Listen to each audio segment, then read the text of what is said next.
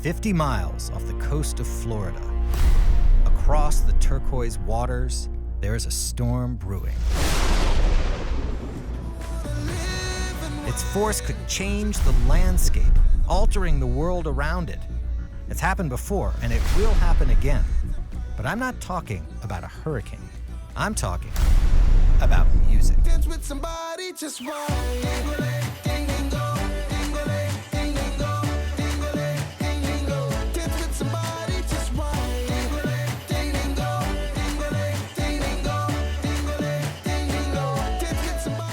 This is the birthplace of Rake and Scrape, Junkanoo, and Goombay. This is where rhythm and rhyme collide. This is the Bahamas.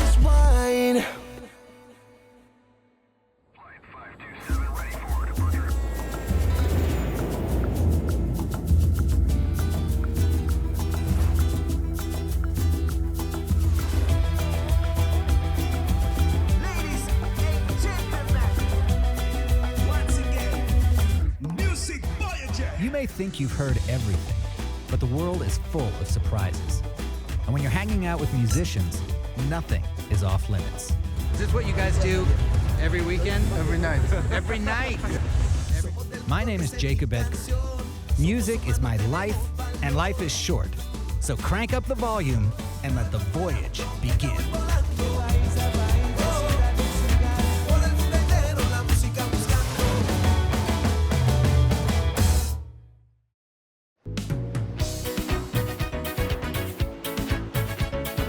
You know the expression, big things come in small packages. And that's certainly true in the Bahamas.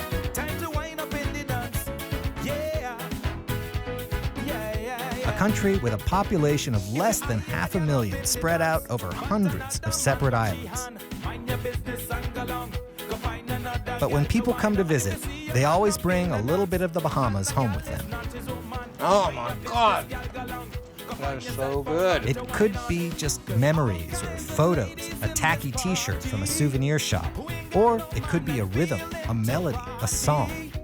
Music travels, and this little country has a loud voice, and it's one that carries. On this episode of Music Voyager, we're going to be hitting the streets and looking for the next big superstars of Bahamian music, and maybe of the world.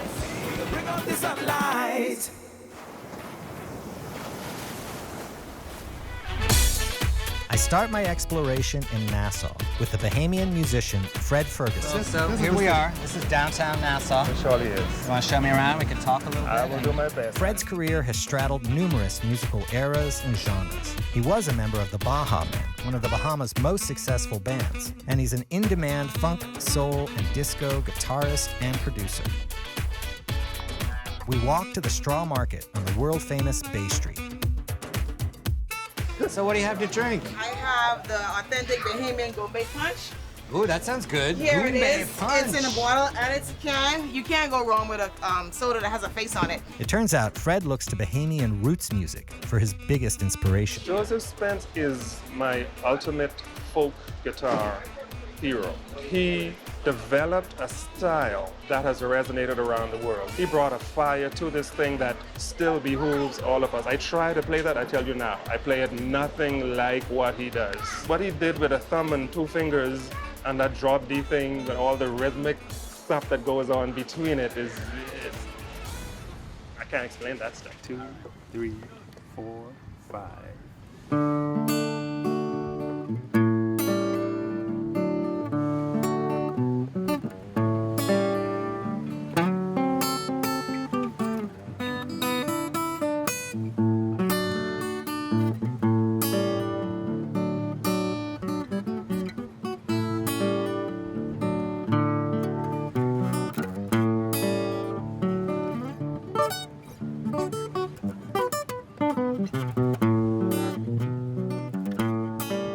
So as a child, you grew up listening to this very traditional music.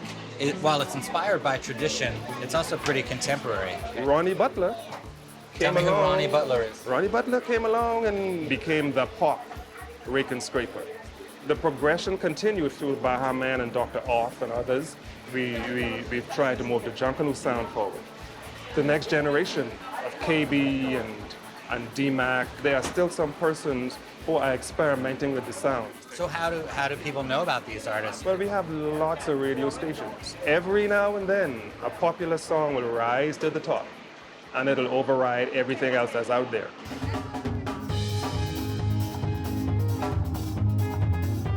As Fred and I walk through downtown Nassau, we hear tropical melodies wherever we go. It's clear this city has music in its soul. You know, there's an energy here, Jacob. There is an energy. When you walk this, you can feel it.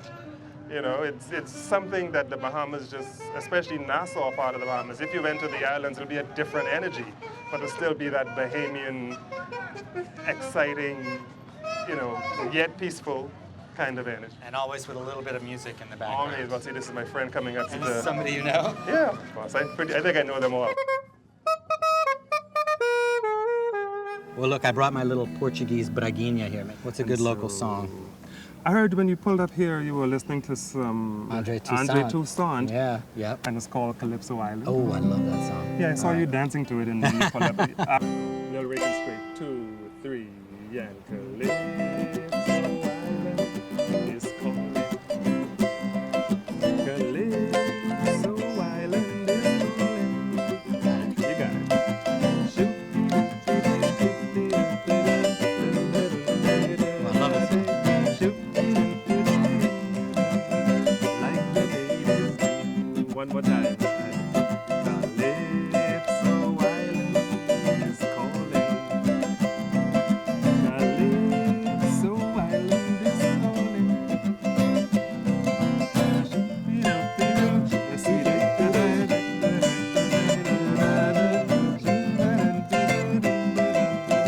Like the natives do. Like the Very natives much do. like Is that how you do it, you Like natives? the island boys do.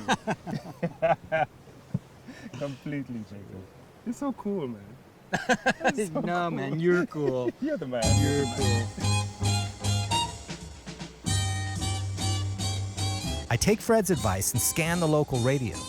One station in particular piques my interest. Hello there, how are you? My name is Malcolm McKay, and this is Island Classics.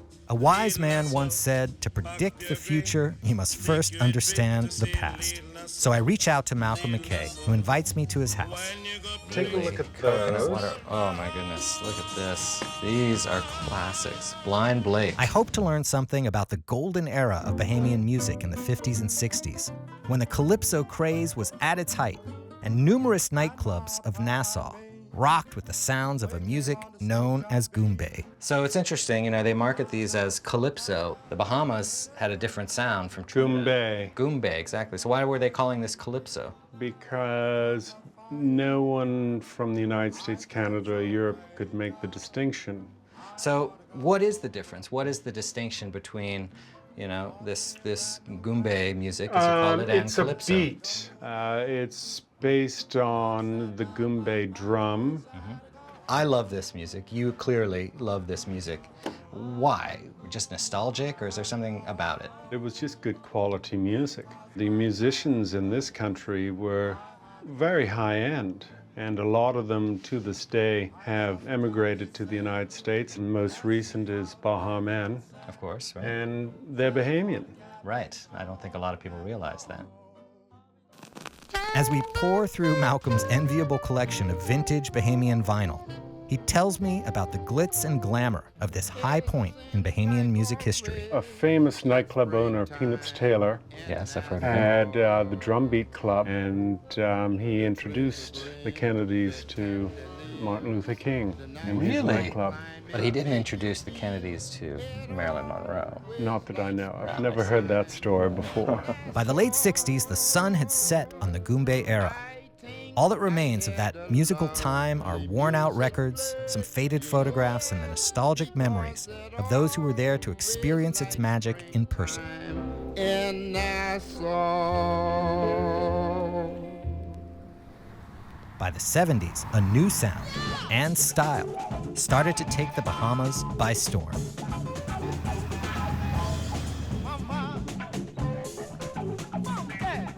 By the time the Bahamas gained its independence from Britain in 1973, local musicians were looking to the black-powered grooves of American funk, soul, and disco. Some even argue that disco owes its sound to the tropical Junkanoo beats of the Bahamas. KC and the Sunshine Band, one of the disco era's most successful groups, was originally named KC and the Sunshine Junkanoo Band. Bahamian bands such as The Beginning of the End and T-Connection charted a number of hits, including the disco classic Funky Nassau. One of the unsung heroes of that time is Jay Mitchell. I was excited to hear Mitchell was going to be performing on Grand Bahama Island, but I was shocked to find him singing alone and unrecognized in a touristy restaurant.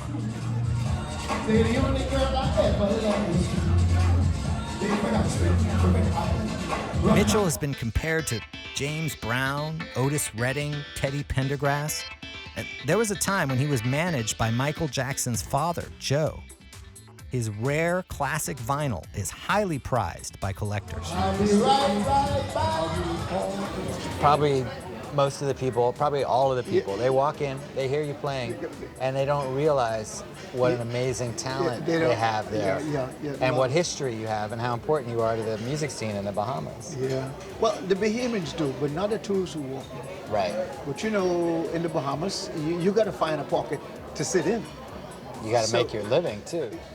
I learned in life that the vibration goes in circles. It moves.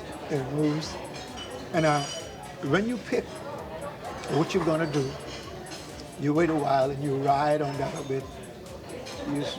Like I said, just like a wave.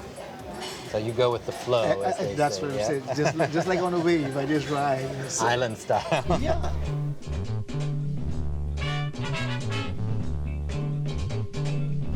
Waves of Bahamian music have washed up on the shores of the U.S. over the years. For artists like Jay Mitchell, music is an inescapable part of life, something that's been flowing in his veins since he was very young. But I was kind of born with the sounds in me. Yeah. As a little kid, I was about four to five. I used to get the plastic, put it over the can, make a sound, and give it to the guys. Yeah. Give it to the guys to play, and I would have an orchestra because I would make some wood, put some out of anything you could find, strings on the wood, yeah. particularly the wood, and make an orchestra because I always heard sounds in me that I was never able to bring out. There wasn't a technology to bring it out. Right. Unaware of the history and talent he represents, people walk past Jay Mitchell singing his heart out on their way to the buffet. In many ways, it's symbolic of the rich culture of the Bahamas that goes unnoticed by most visitors. But away from the tourists, the all-you-can-eat buffet, the cocktail umbrellas, and the drum machines, the true soul of the Bahamas reveals itself. Goodbye, my love. Goodbye, my love. I've got to find someone who will give their heart to me when I give mine. Yeah, I'd like to fly away from here somewhere to some other land. Oh, just higher, clip my wings. I will never understand. Oh, it's a hard world we're living in. People get hurt again and again. Make up your mind. You're gonna be weak or you're gonna be strong. Oh, I can't wait to start again. I never forget the lesson I've learned. I'll see you on another place and time. Yeah. Ooh.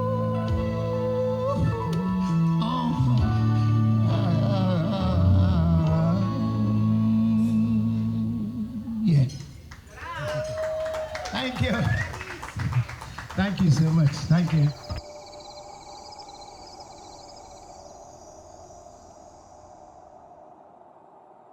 After the 70s, little music from the Bahamas made an impact outside of the country.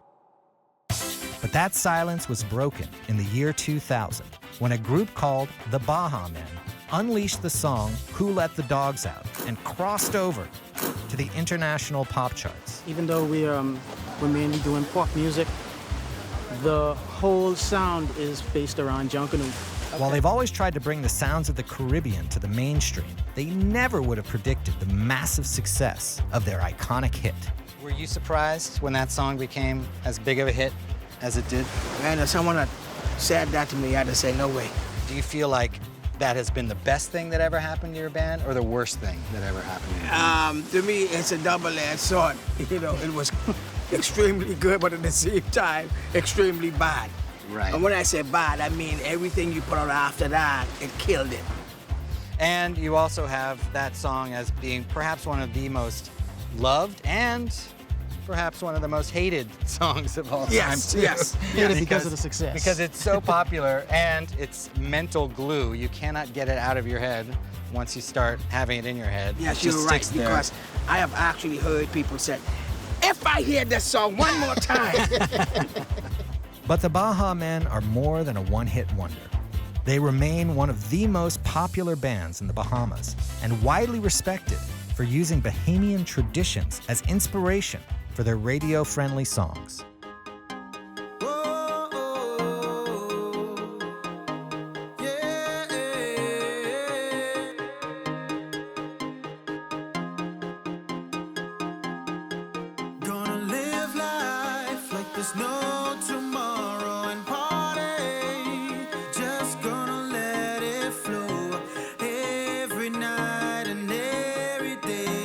What's been happening with the Baha Men in the last 10 years? Rehearsing, getting material together, you know, just preparing ourselves to get back into the studio. I've been partying.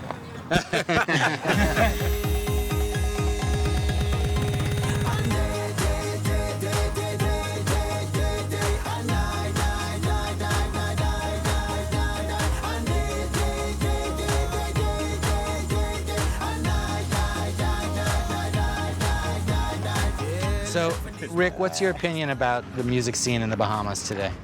Definitely a lot going on. Oh yeah? It yes. feels active to you? It's very active here. Great. The most active I've seen in my whole career. You know, it's quite an exceptional sound, and it's not just one sound. Right. You got a lot Rake and of Scrape, you got variety. Junkanoo, all these, you know, this whole Gombe thing. I think it's time. Yeah. I really think it's time, and a group like Baha Men has been doing this. You know, we've been the catalyst for decades. It's just been crazy work for the past 2 years, believe it or not. And I'm very happy that I took that time to party myself too. Party, one of my body parts.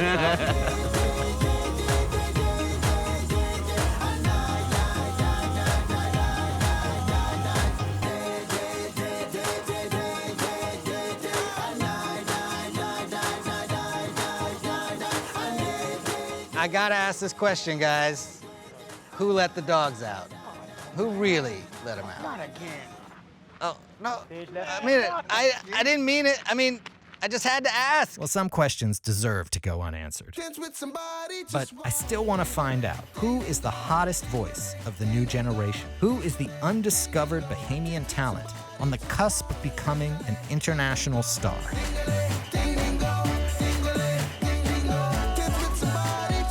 It could be Julian Believe, the young singer I hung out with during Junkanoo celebrations.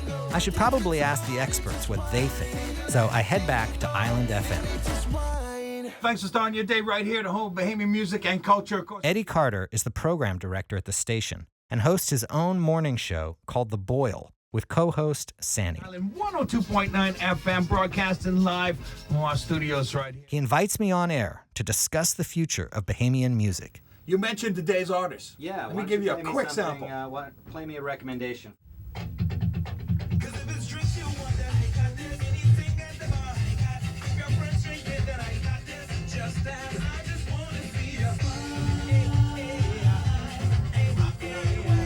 So that's an artist right there called Dylan McKenzie. D-Mac. D-Mac. As he's known in the industry. D-Mac. So that's the second time I've heard that name.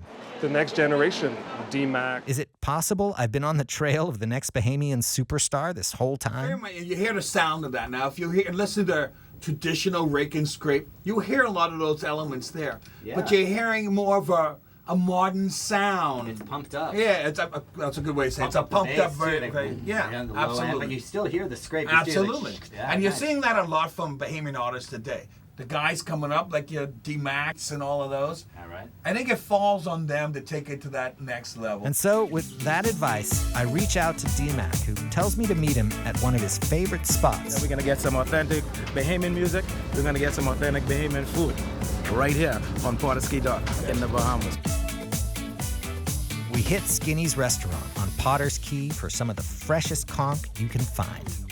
I can't say that looks very appetizing, I'll be honest. Not now. No, but you're going to make it beautiful. Make it beautiful. I can tell you've done this a few times.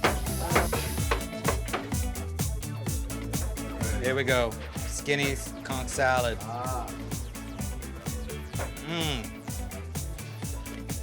Oh yeah, I'm ready to go, man. You just ate the giant sniff. Where are they? Where are they? Now this one here is the killer right now. When you see this play at any parties in the Bahamas, this is what our music is all about. This is called the Golden Song. It's a story behind it. I'll tell you about it.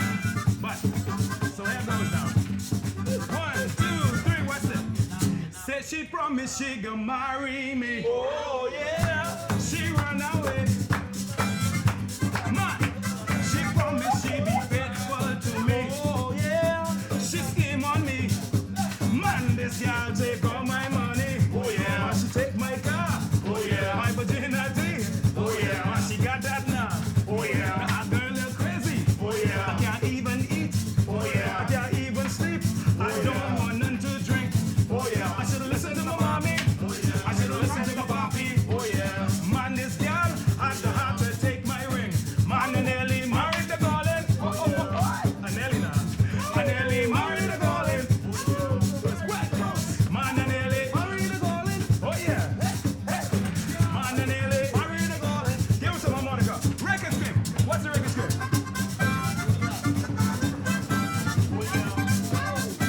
Oh yeah.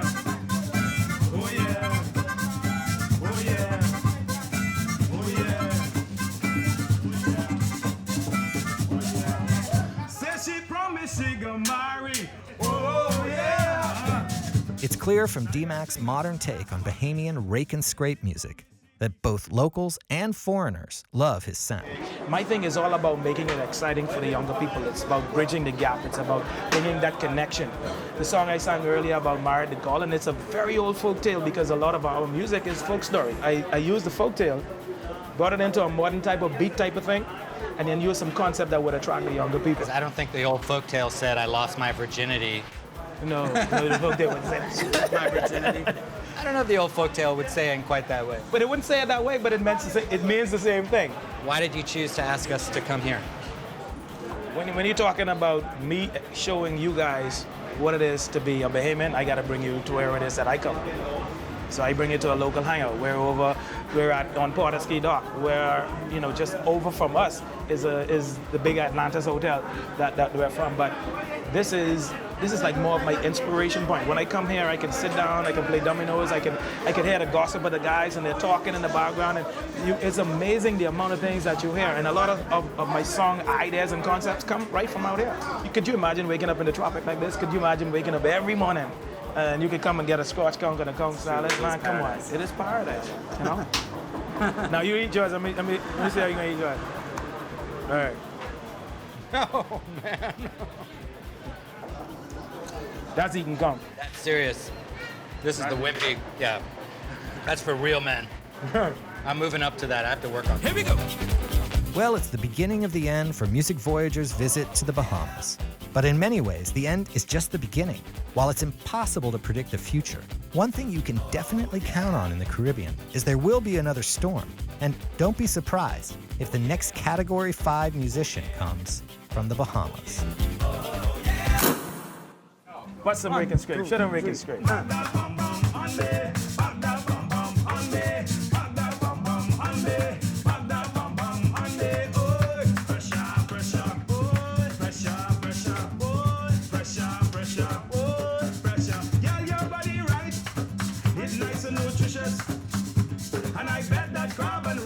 very delicious.